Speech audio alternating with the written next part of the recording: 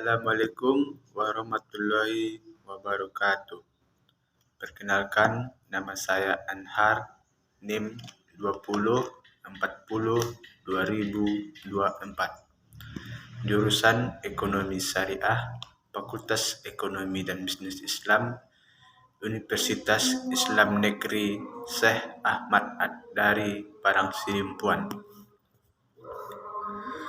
Baiklah, di sini saya akan menjelaskan materi tentang struktur perpajakan. Dari keseluruhan penerimaan dalam negeri pemerintah, sektor perpajakan merupakan bagian terbesar semenjak Pelita 1. Walau dalam kurun waktu 13 tahun, kedudukannya digantikan oleh sektor migas. Dari keseluruhan penerimaan dalam negeri, sektor perpajakan merupakan bagian terbesar semenjak Pelita 1. Walaupun kedudukannya dalam kurun waktu 13 tahun digantikan oleh sektor migas.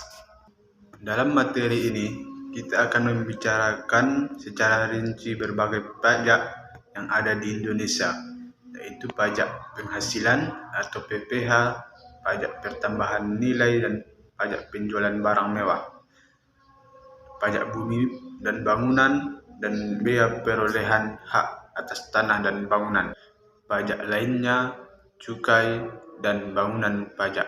Dengan kondisi ekonomi dalam negeri yang cukup memprihatinkan, upaya intensifikasi pengantar pajak memang sulit dilakukan, namun masih dapat dilaksanakan sekiranya semenjak dahulu sudah dibiasakan dihapuskannya beberapa fasilitas pembebasan pajak, penambahan nilai, peningkatan efektivitas pengawasan dan administrasi perpajakan, serta pemeriksaan dan pengawasan terhadap wajib pajak potensial. Namun hal ini belum cukup karena potensialnya belum sepenuhnya digali. Penerimaan perpajakan di Indonesia. Sejalan dengan berkembangnya kebutuhan pembiayaan pembangunan dan aktivitas pemerintah, kebutuhan akan penerimaan negara menjadi semakin mendesak. Untuk memenuhi kebutuhan tersebut, pemerintah telah melakukan upaya-upaya ekstensifikasi dan intensifikasi pemungutan pajak. Dengan adanya program intensifikasi, diharapkan penerimaan pajak dapat meningkat sejalan dengan perkembangan jumlah wajib pajak dan perluasan jenis objek pajak. Sementara itu, melalui program intensifikasi penerimaan pajak yang dilakukan melalui peningkatan kesadaran wajib pajak dalam membayar pajak, serta upaya penegasan hukum, diharapkan penerimaan pajak akan meningkat lebih besar lagi. Di samping itu, telah dilakukan upaya penyempurnaan sistem administrasi perpajakan melalui kebijakan penetapan nomor pokok wajib pajak tunggal yang berlaku sejak tanggal 1 Juni 1998. Dengan kebijakan ini, diharapkan administrasi perpajakan semakin sempurna, terutama dalam rangka mendorong penerimaan pajak di masa yang akan datang. Hanya saja, upayanya kurang memadai. Pada masa krisis yang telah berlangsung dalam kurun waktu tahun terakhir ini, penerimaan pajak tidak terlalu menggembirakan. Hal itu berkaitan dengan melemahnya pertumbuhan sektor swasta dan dunia usaha, yang pada gilirannya berpengaruh pada menurunnya kontribusi sektor tersebut pada penerimaan perpajakan. Dalam kondisi normal, penerimaan pajak berhubungan erat dengan beberapa variabel makro, seperti pertumbuhan ekonomi, perkembangan harga atau inflasi, dan nilai tukar rupiah terhadap dolar Amerika. Pajak penghasilan atau PPH. Pemungutan pajak penghasilan didasarkan pada Undang-Undang Nomor 10 Tahun 1994 tentang perubahan atas Undang-Undang Nomor 7 Tahun 1983 tentang pajak penghasilan, sebagaimana telah diubah dengan Undang-Undang Nomor 7 Tahun 1991. Dalam undang-undang tersebut, tarif pajak penghasilan ditetapkan 10%, 15%, dan 30% masing-masing untuk lapisan penghasilan kena pajak dari 0 sampai dengan 25 juta, di atas 25 juta sampai dengan 50 juta, dan lebih besar dari 50 juta. Selain adanya perubahan tarif pajak penghasilan, dalam Undang-Undang Nomor 10 tersebut juga melakukan penyesuaian besarnya penghasilan tidak kena pajak atau PTKP menjadi sebesar Rp1.728.000 untuk wajib pajak orang pribadi. Berbagai perubahan tersebut yang diikuti dengan penyempurnaan berbagai peraturan lainnya tersebut dilakukan untuk mendorong kesadaran masyarakat untuk membayar pajak, telah meningkatkan penerimaan pajak penghasilan dalam beberapa tahun terakhir. Pencapaian sasaran penerimaan pajak penghasilan selain sangat ditentukan oleh kondisi perekonomian, juga ditentukan oleh intensitas upaya pemerintah untuk melakukan pemungutannya. Sedangkan untuk mendukung pelaksanaan peningkatan efisien administrasi perpajakan yang berkenaan dengan transaksi impor, telah diterbitkan Keputusan Menteri Keuangan Nomor 450 Tahun 1997 tentang penunjukan pemungutan pajak penghasilan, Pasal 22, sifat dan besarnya pungutan, serta tata cara penyetoran dan pelaporannya.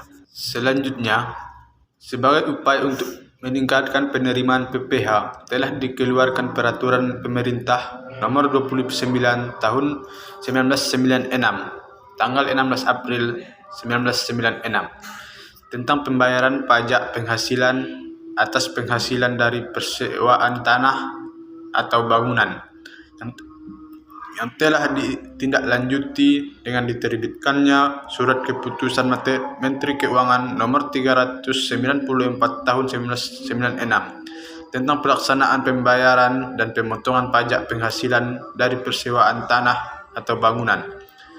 Dalam peraturan tersebut ditetapkan bahwa penghasilan yang diterima atau diperoleh orang pribadi atau badan sehubungan dengan persewaan tanah, rumah, apartemen, dan sejenisnya ditetapkan terutang pajak penghasilan yang bersifat final. Selain itu, telah dikeluarkan Peraturan Pemerintah Nomor 46 Tahun 1996, tanggal 8 Juli 1996 tentang pajak penghasilan berupa bunga atau diskonto obligasi yang dijual di Bursa Efek.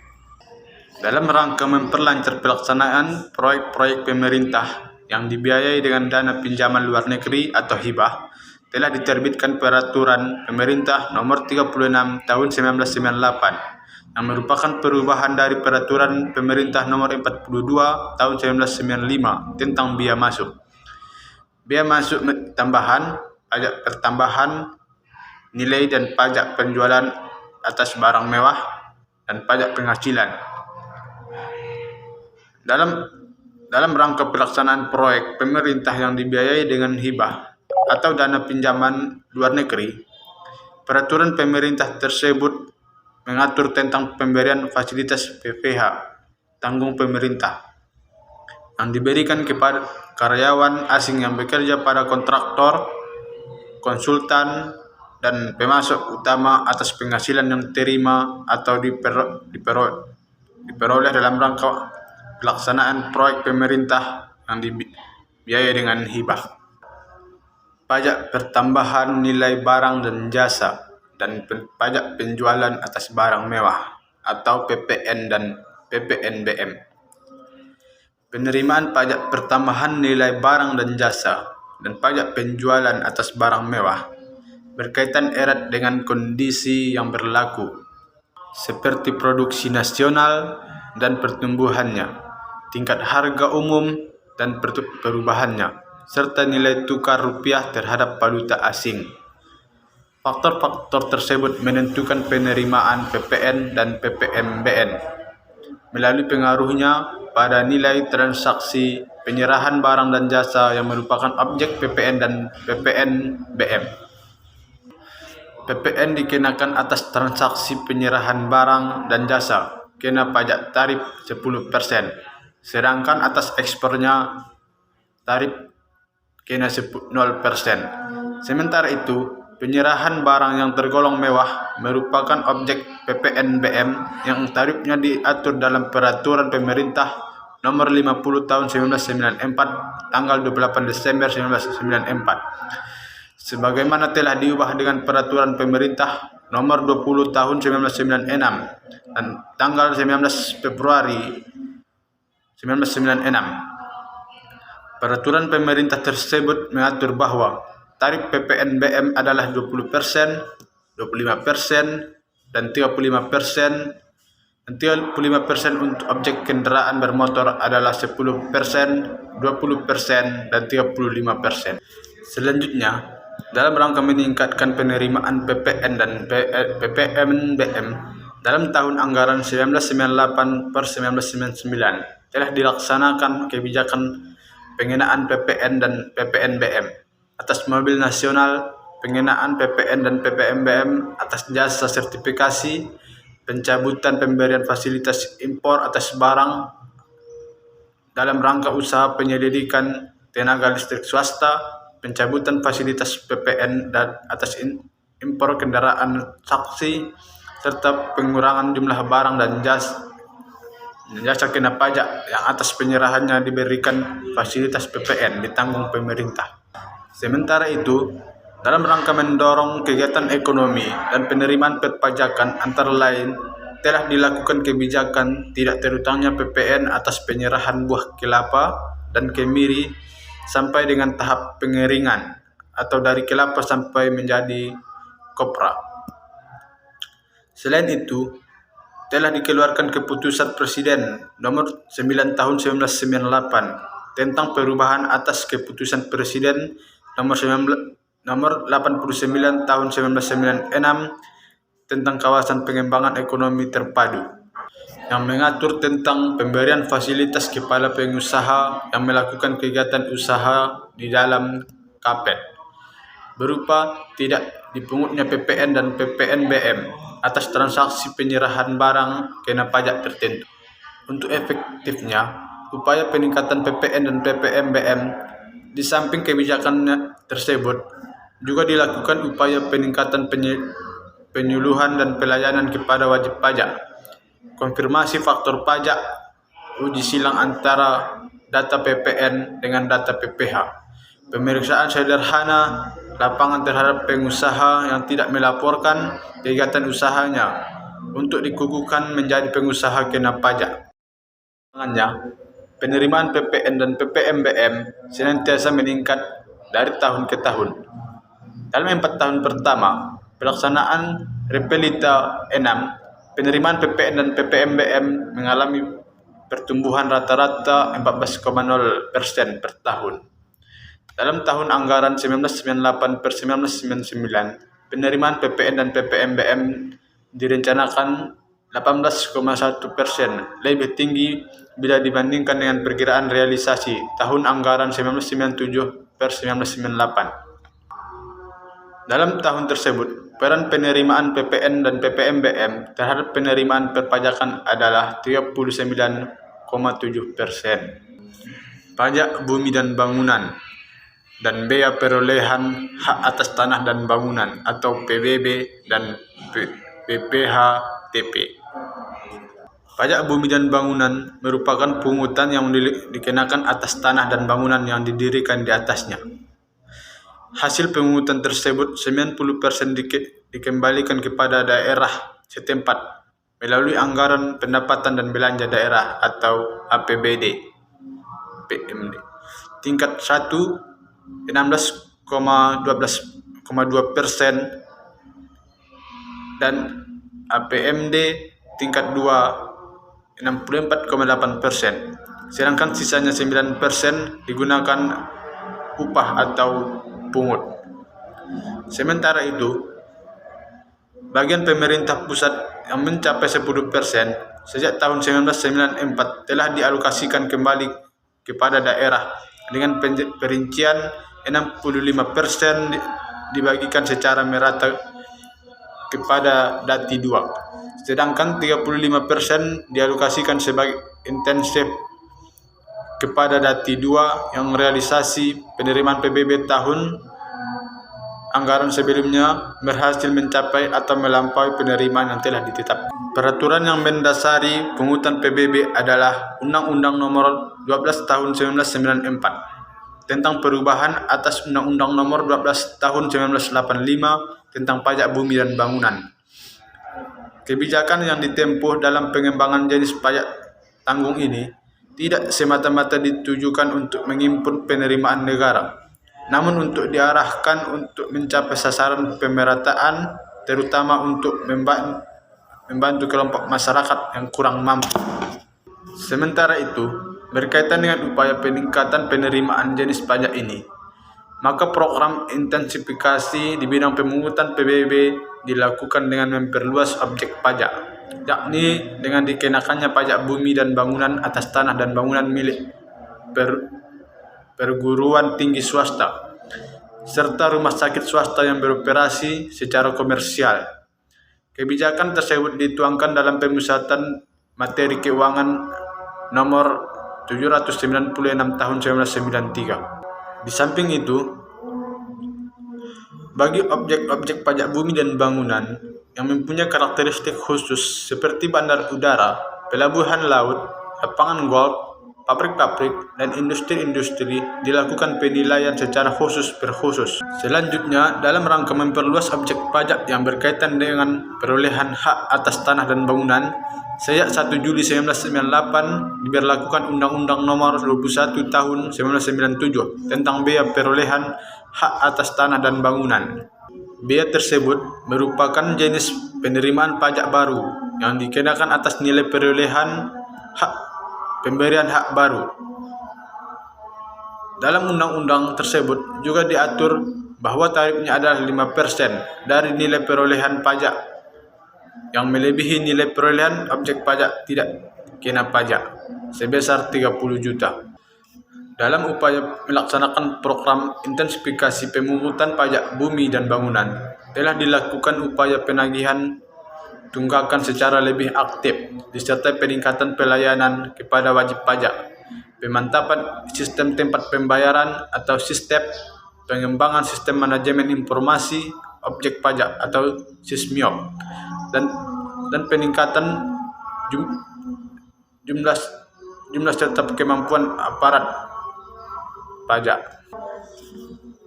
Bea cukai. Kebijaksanaan pemungutan cukai tidak semata-mata dilaksanakan untuk mengisi kas negara atau fungsi budgeter, tetapi juga bertujuan sebagai alat pengatur dalam rangka perlindungan bagi masyarakat, pengawasan dan penerapan sanksi untuk menjamin ditaatinya ketentuan tersebut diatur dalam Undang-Undang Nomor 11 Tahun 1995 tentang cukai.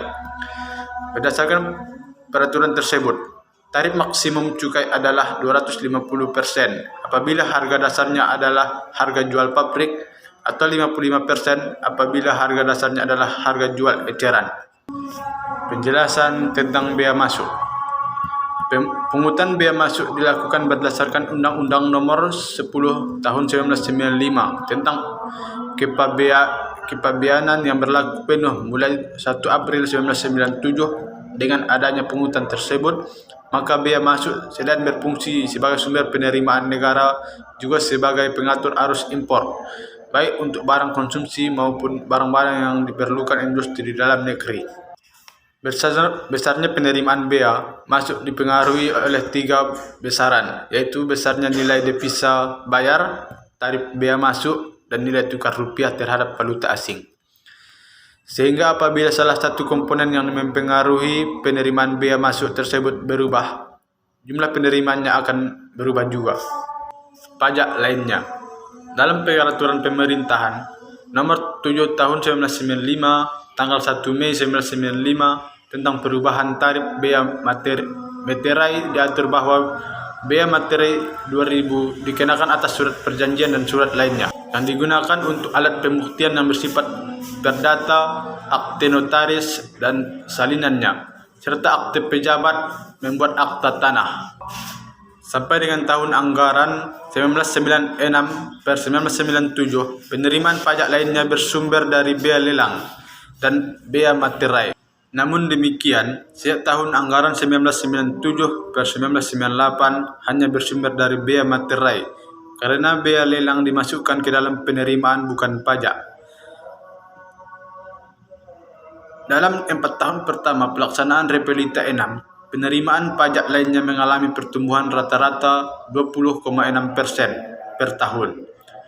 Dalam tahun anggaran 1998 per 1999, penerimaan pajak lainnya diperkirakan mengalami kenaikan 1,9% dari perkiraan realitasi tahun anggaran sebelumnya. Pajak ekspor. Pengaturan tarif pajak ekspor atas beberapa komoditi tertentu ditetapkan dengan keputusan Menteri Keuangan nomor 241 tahun 1998 tentang penerapan besaran tarif dan tata cara pembayaran serta penyetoran pajak ekspor atas beberapa komoditi tertentu.